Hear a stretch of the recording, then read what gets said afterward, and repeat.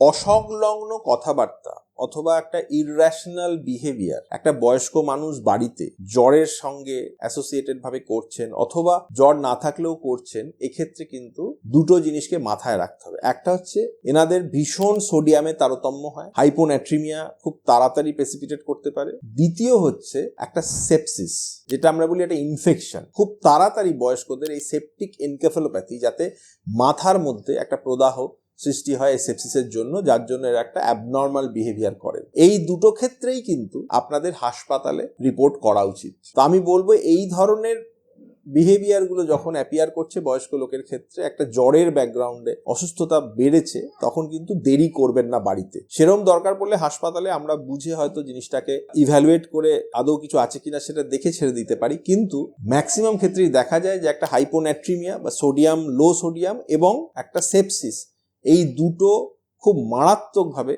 এইরমভাবে present করে। তো ভুলেও এই অসংলগ্নতা বয়স্কদের নিয়ে বাড়িতে বসে থাকবেন না।